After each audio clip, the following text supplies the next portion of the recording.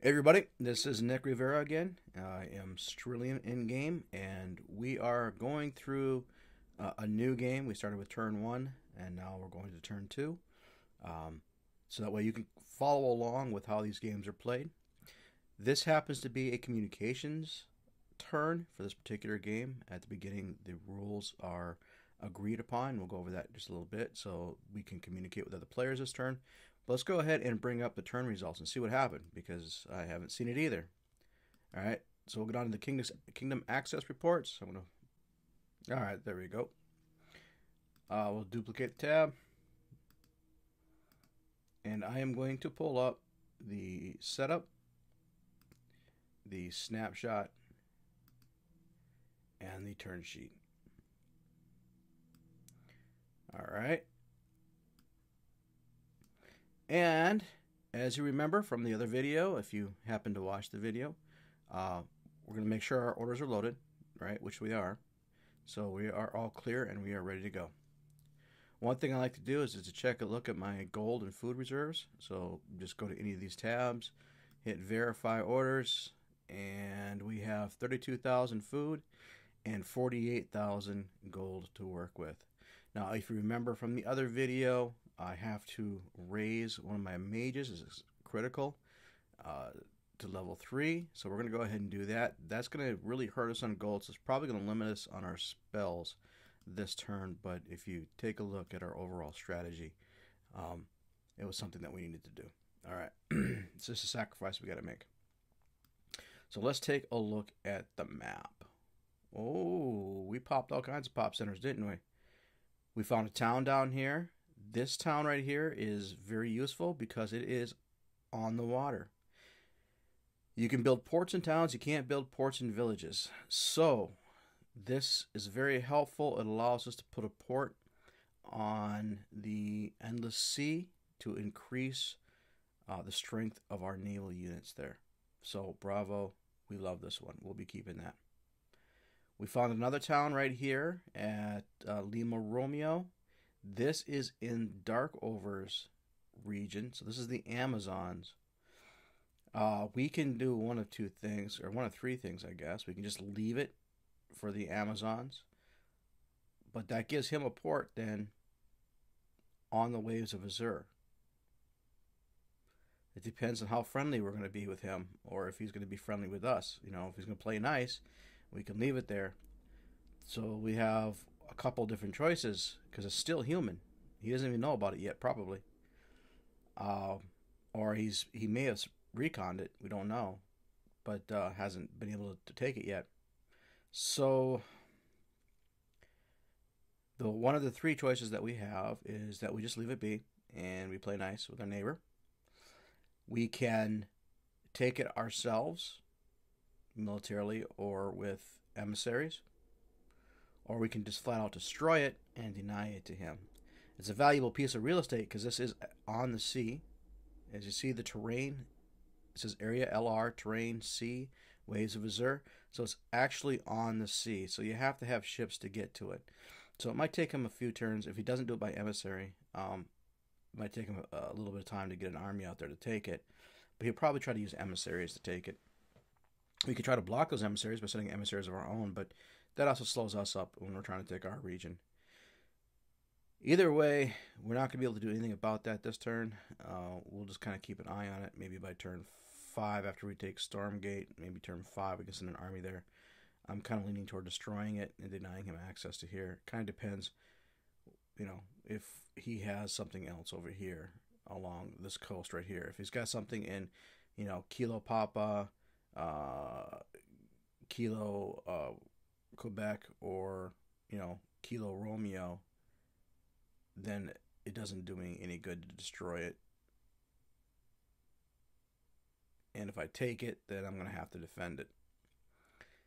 And which is okay because it's in the sea, so it's going to make it difficult for him, you know, to take it. He doesn't get any bonuses. If it was in the plains against the Amazons, forget about it. All right. We made it to the village we were looking for. The defense is 5,000.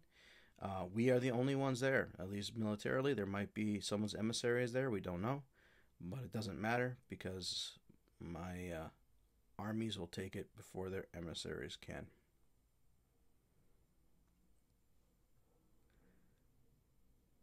All right, so all in all, we're off to a good start here. We made our connection over here. Our first Dwarven army has come together. The third Dwarven came across and was able to hook up.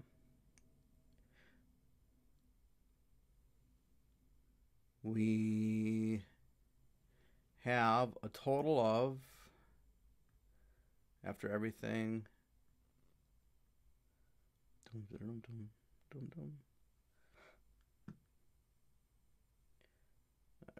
I know I have a calculator in here somewhere. Ah, here we go.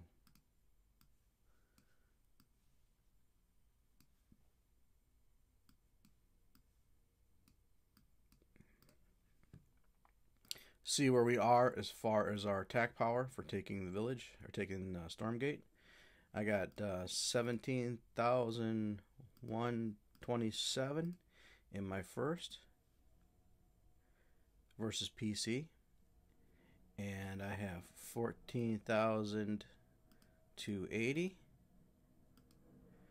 I have one war machine, which is plus 15%. That's 36,000.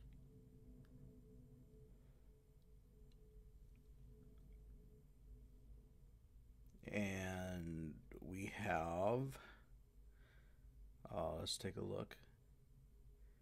Now, if the defense is 36,000 or 30,000, 32,000, minus 10%. So 28 plus windstorm.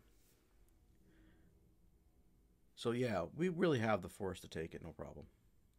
So we don't need to recruit any more troops, which would just be a sink on our food at the moment. However, we will get the production. When we take this village, we will get that production right away. Right away. So we're going to go to military. We're going to go to our second army.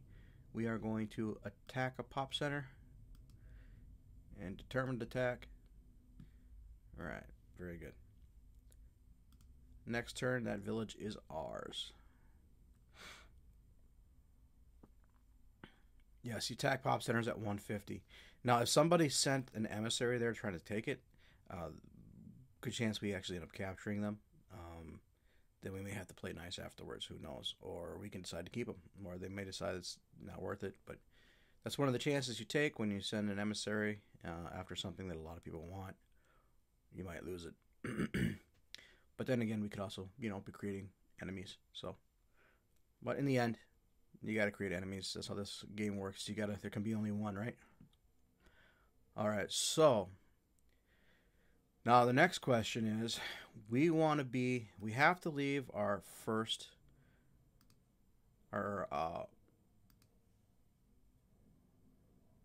mage there. He has to be on a city or on a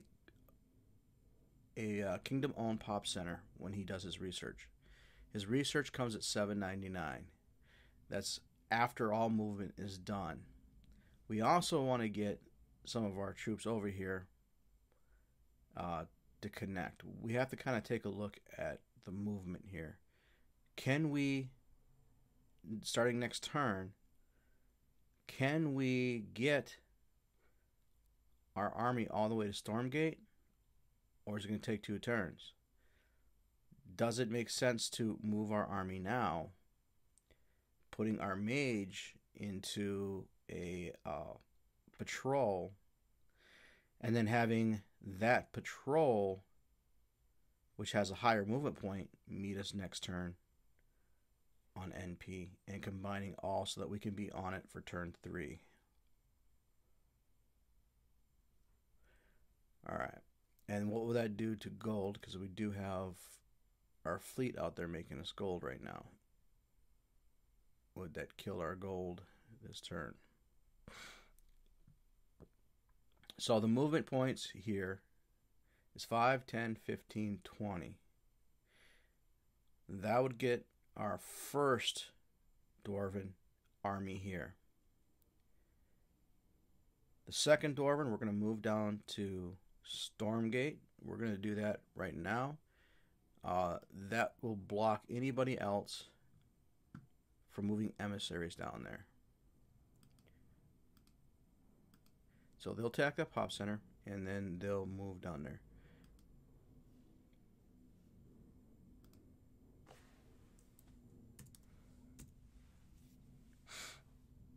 And then they're just going to stand there. If I get my first army over here, those troops will block anybody from sending in any emissaries to try to take Cornucopia back from me. I have no intentions of giving it back. The troops block the movement of emissaries in and out.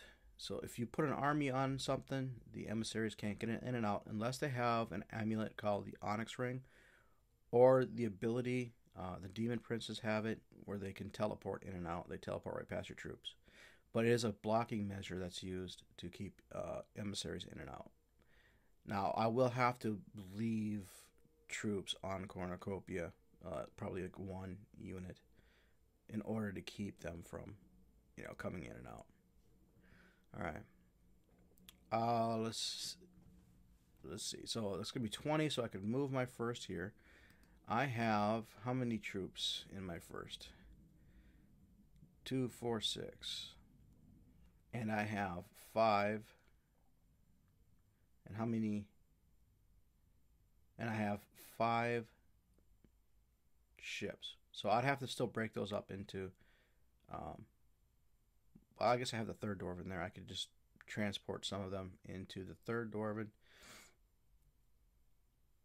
I could put my P2 here into the inactive group of the fourth Dwarven.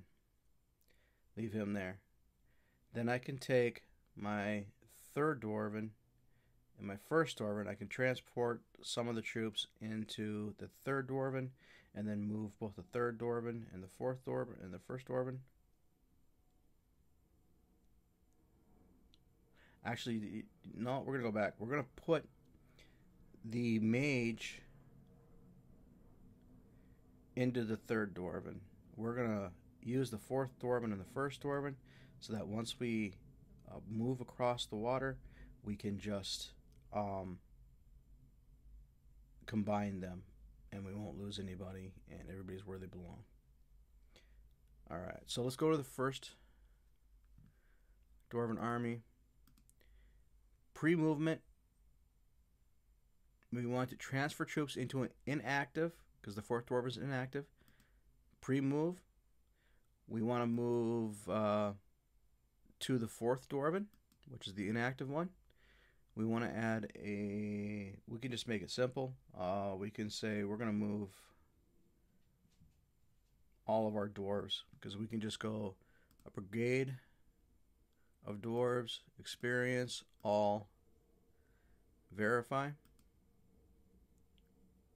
Now we could get really complicated, and we could break it down by, levels, and we could say I want 2 dwarves here, or the Nyvarians, or whatever. I mean, you could get, pretty crazy. We just don't have to. We just don't have to. In this case.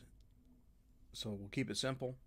If you did have more things, like say I wanted to go ahead and transfer the Hill Giants too now, I'd have to go to extra order, I have to go to first Dwarven, and I'd have to transfer troops pre-movement. But I do not want to use transfer inactive anymore, because now when this transfer takes place afterwards, it's going to be an active unit.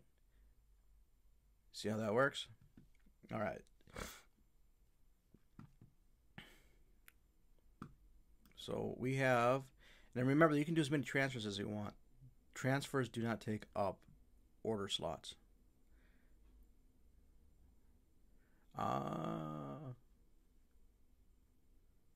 Did we messed up on this order? Ah, that's why. It's NP, not NR. Extra order. Second Dwarven. Land movement to NP.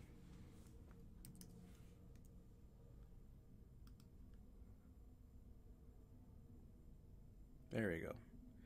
No more errors.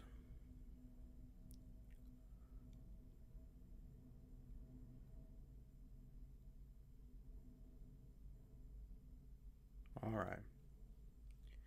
Covert. We have some level 4 agents we want to start reconning. We want to start finding the search population centers in our region. I like to try to keep as straight lines as much as possible. Let's go ahead and we'll start up here at HV, Hotel Victor,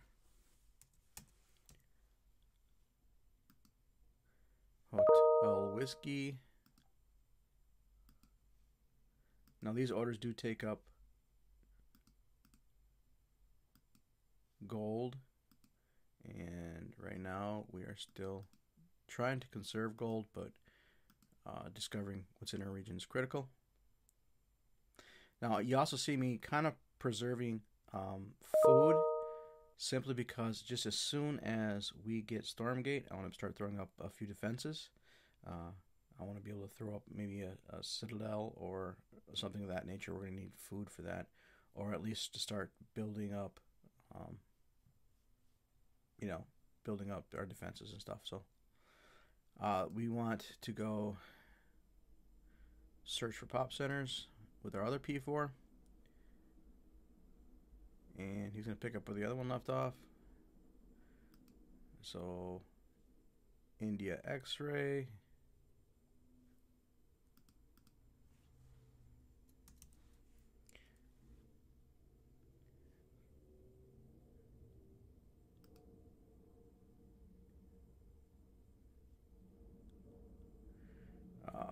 Juliet yellow. Now you can also do with agents water. Juliet zebra.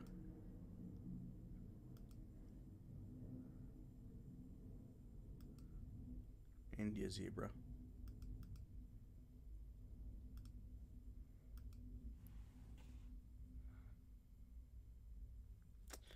We'll see if we can.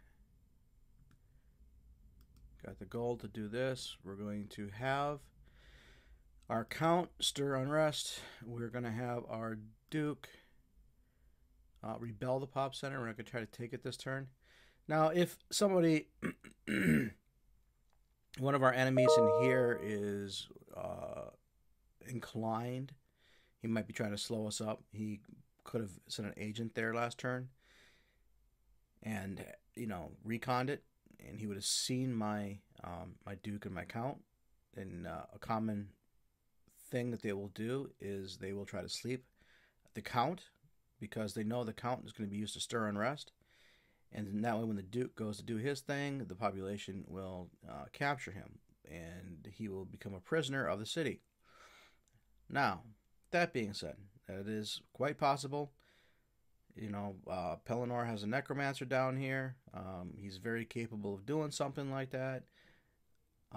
You get to know certain players. Certain players, are more likely to do that.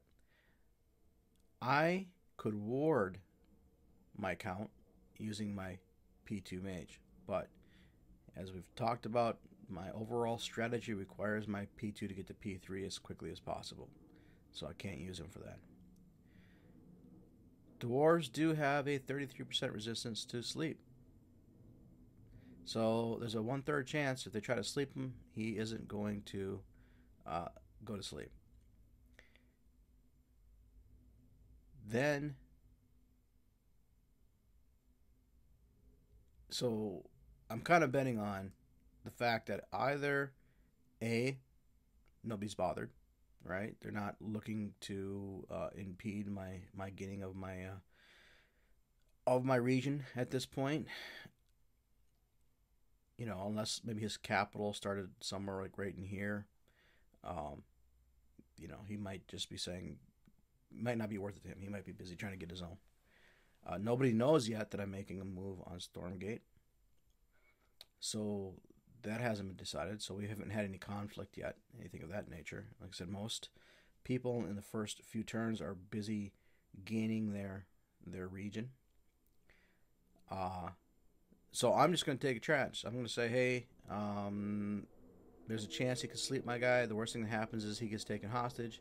If he gets taken hostage, then I have an army that's more than enough strength, especially after take Stormgate, to take this militarily and get my guy back. So he's not going to end up in my enemy's hands or one of these other players' hands. I just have to come back and get him. So that's fine. We're not going to sweat that. And we have enough gold to do all that? Yes, we do. And we still have food. We're kind of hoarding food because food's going to be our nemesis. It's going to be the hardest thing to come by at first for us.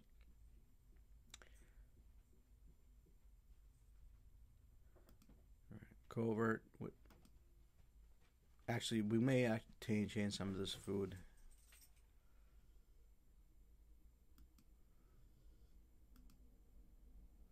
So that we can raise the rest of our agents.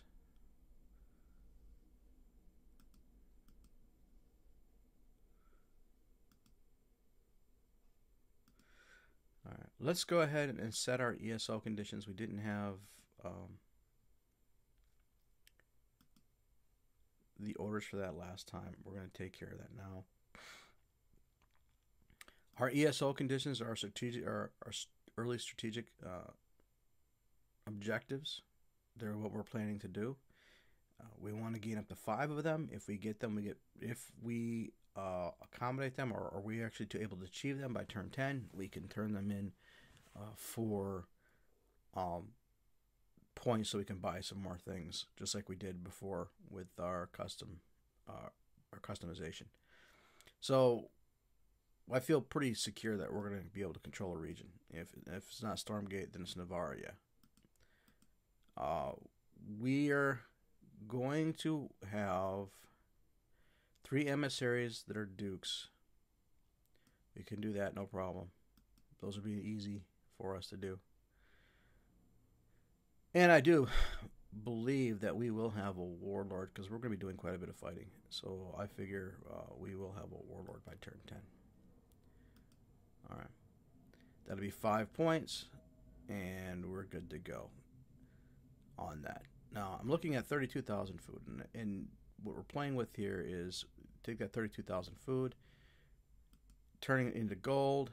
We have this neutral town here that we want. That would give us the gold to send maybe these 2 barons right here to go get it. Let's do that. Alright, open market, resource, food. We'll sell 20,000.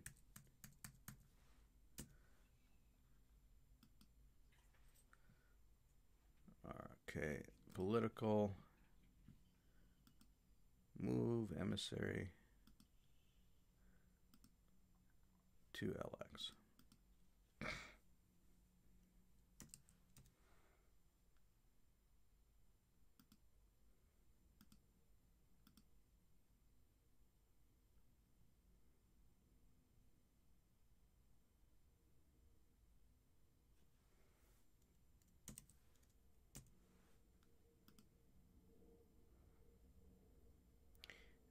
And we still have 3 more orders.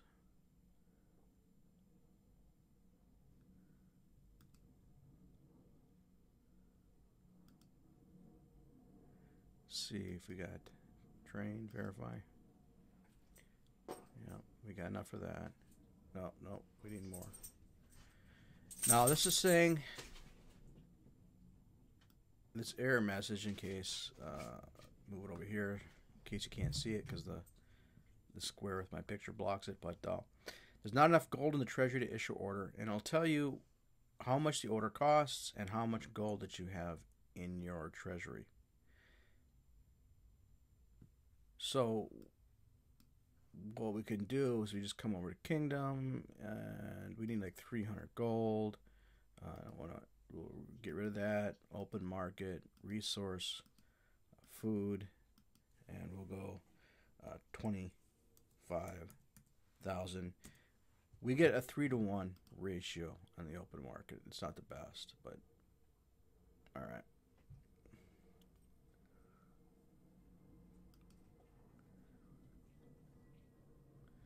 But we do need to get some of these things up, and then we can start thinking about buying some from other players if people are selling shortly.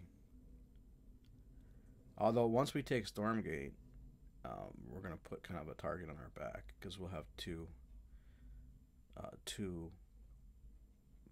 regions already, and it's 4 to win. So some people might start gunning for us.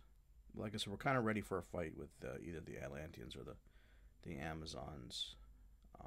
Although we prefer not to. Militarily, they're pretty strong. And so we just need to figure out what we want to do.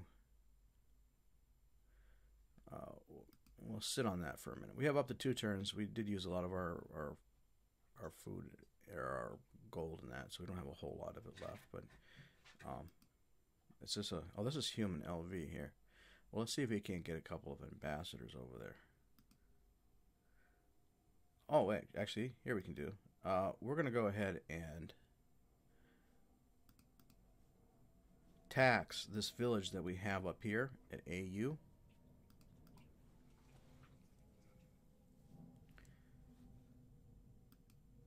Okay, AU. The reason we're doing that is to see that we have this ambassador up here, and we want him back.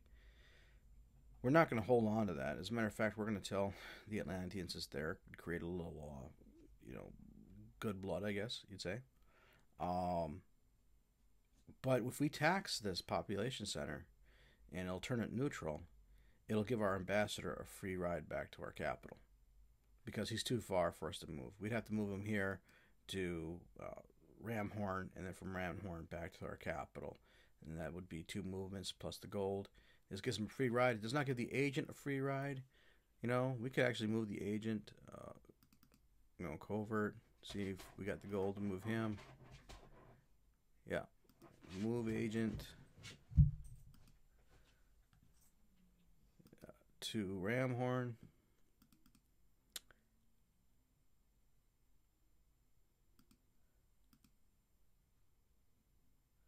And that's all of our orders.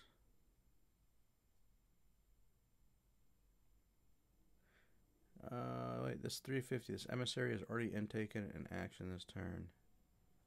Done. MO FQ. Move to Darkover.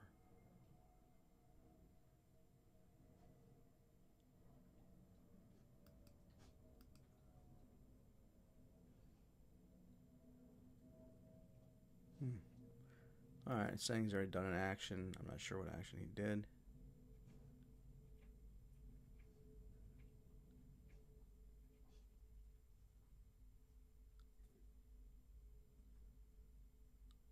There's one other thing that we could do. I was just going to say that for right now. We're going to go here now quick, and we're going to take a look at the boards. Like I said, this is the communication stage. This game was agreed that we would communicate only by boards. Trades are only allowed between kingdoms. So there are some trades allowed. You're allowed to have an ally, and so that we can trade back and forth to that ally in the game, but only on late seasons. So only when the turn says late can you do communication. Can you talk to the others?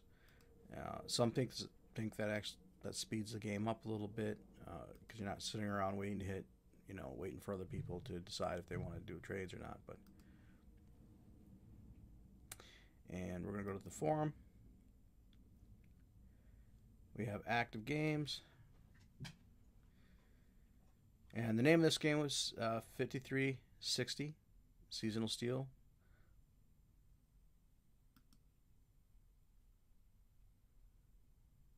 And if you're wondering, usually the front, we post who is playing what and where they are, and the rules for that particular game will be on the first page of the board. All right. Again, this is who took what. The Crown Islands are the pirates, right? So they're always somebody you want to pay attention to. But fortunately, they're way up here because their ships plunder the rest of everybody else's ships. Darkover is, as we spoke before, is the Amazons, and they're being played by Ashgar, a good player. Now he does have a large region to have to uncover, but the Dwarves the Amazons have very fast movement, so he'll do that fairly quickly. The Diamond Coast is the Atlanteans. They're the ones that are directly above us, being played by Strongwill, another very good player. All right, so this is the Diamond Coast, and like I said, these are the two. They're both militaries. This is an ocean-going military. This is not an ocean-going military. So, we have to kind of keep an eye out for them, because if somebody's going to come after us early in the game, it's going to be the Amazons. They're the most geared for a fast war, and it benefits them more than anybody. The Sorcerer, in the Hidden Realms of the Sorcerer, in Kryn, you have the Tyrant, but he's in Kryn. He's another military one, but he's way over here. So he's not really a threat to us. We don't have to worry about him right now. Then you have the Sorcerer. The Sorcerer is in Triumvia. He's right here. And he is definitely one of the ones who is going to be, interested in Stormgate. He could be a threat on the seas, but he starts off weak. He takes time to develop. Once he develops, they get very strong, and we'll have to deal with him then, or maybe we invade. If we find out, hey, the Atlanteans and the Amazons got a war with each other, that gives me the chance to maybe take out one of my weaker neighbors before they have a chance to do anything. Xanthia is the Warlock with Uncle Dark Saeed. Uncle Dark Saeed is a newer player, but he's already had a #1 victory, so we are definitely going to take him serious. If he's in Xanthia here, if his capital happens to start over here, like somewhere down here, then he could very well make a play at Stormgate.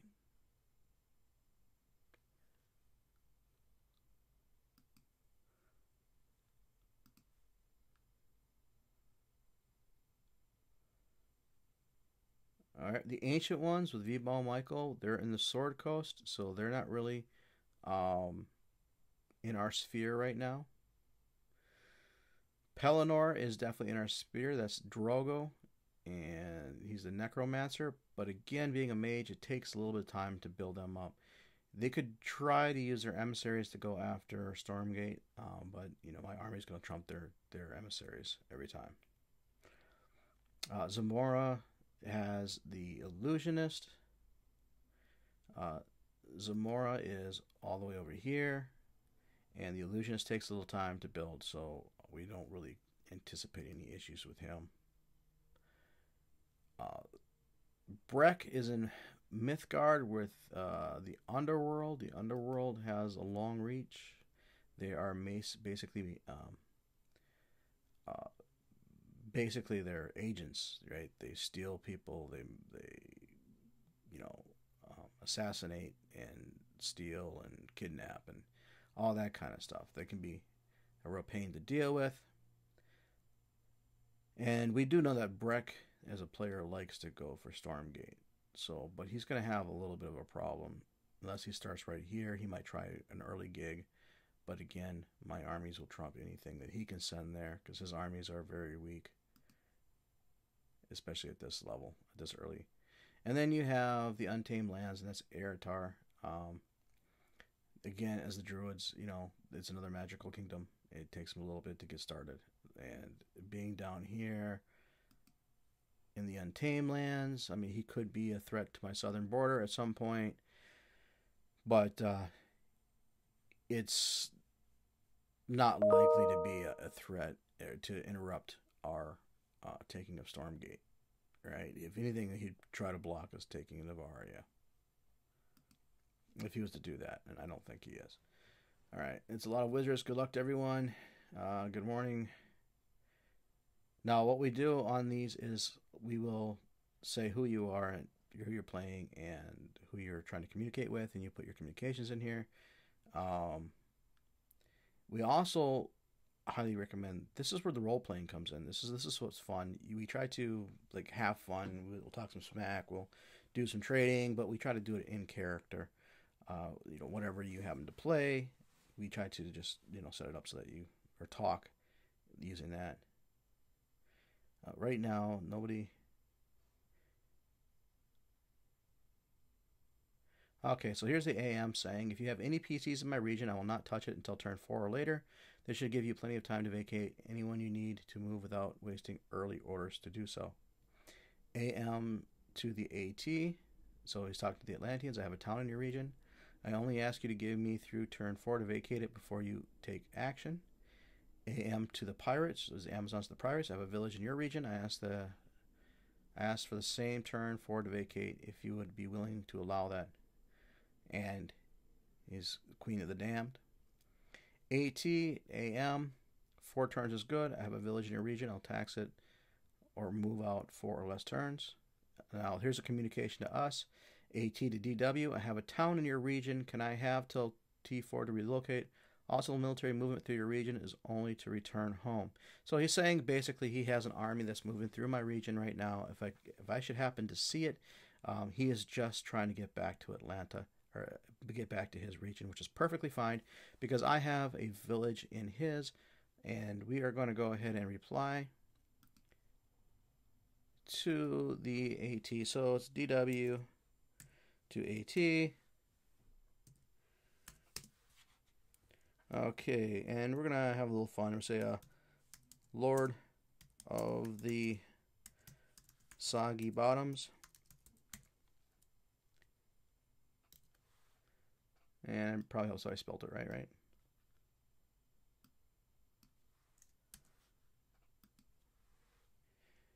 Bottoms. We will be honored to allow the presence of your town until turn 4. We also have a village in your region, a sect that went north in search of religious, went north because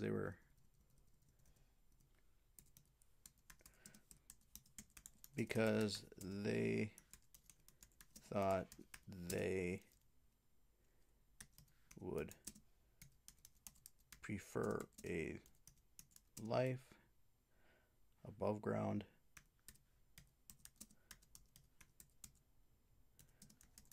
where they didn't have to swing a hammer. Turns out the cold above ground is more than they can bear, so we will be taxing it and bringing them home by the 4th moon.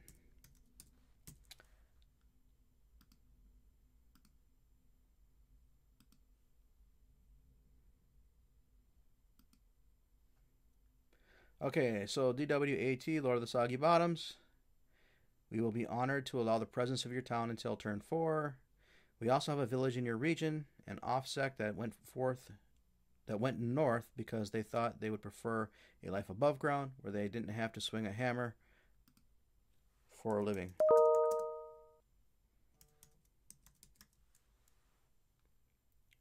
Turns out the cold above ground is more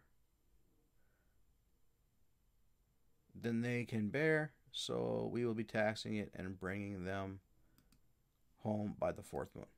All right. We have, who else do we need to communicate with here? We need to let the necromancer know that we have a town in his area and that we will tax it and leave it by DW to NE. The king under the mountain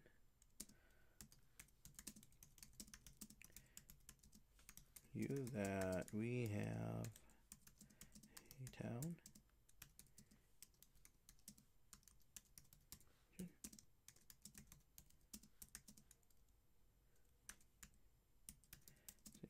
and bringing our people home on the eve of the fourth moon. The tides are right for bringing our ships to dock. All right. Now we could try to purchase it from him. He might be up for that. But honestly, I mean, because it is a valuable piece of real estate. It's on the water again. But we have too many things on the water that we're going to have to build up. So, I mean, we're going to have a lot of towns that we need to build up, and then, but because of that, we're going to have all these ports. We're going to have, well, we'll be able to produce a lot. I mean, a lot of resources. I see many legendary castles in our future. All right. A DWO.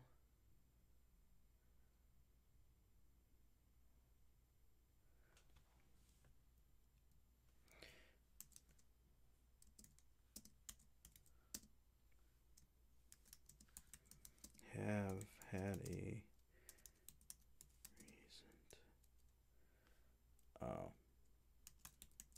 of some marble and stone. We encourage you all to order. There's early to get the strongest stones first to build their defenses.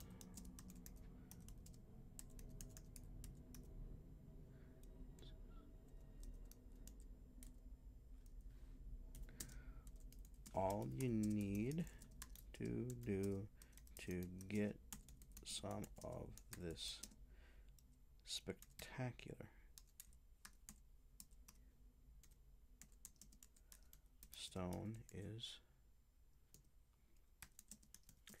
to order an increase in your defenses. This is as we already have contracts with contractors to provide the raw materials. All right, so just making reference to the fact that the dwarves, every time somebody builds their defenses, they're assumed to be using our materials, and I get 1,500 gold for free just because they built up the defenses. And we'll go ahead and post that reply. And then we're pretty much done. We're done with this turn. Turns usually go a little bit faster than this video because I'm trying to explain everything, so that you learn it. I hope these videos help. We really, we have a great community, a great game. We just want to share it with more people. And I said this is a great, especially for people who are kind of busy, but you can get, an hour away from themselves, every couple days to do their turns. You get good at your turns. They take maybe 20 minutes to do. And it's just share this genre with everybody. It's a fantastic genre of gaming. It definitely, it's better than, sitting down mindlessly in front of an Xbox or your computer. I like to think of it as Civilization, Sid Meier's Civilization, which I'm a huge fan of, and I played that game many hours, hundreds of hours. I've been dedicated to that game over time, and but this is even more so because you're dealing with live players, and they all have the same, they all have the same orders, but there's just so many of them that even Civilization, you got way more orders, things that you can do. So this is even more complicated than that, more complex. So anyway, this is Sterlian. I am signing out until the next one. And I look forward to continuing to share these and getting to be better gamers together. Thank you.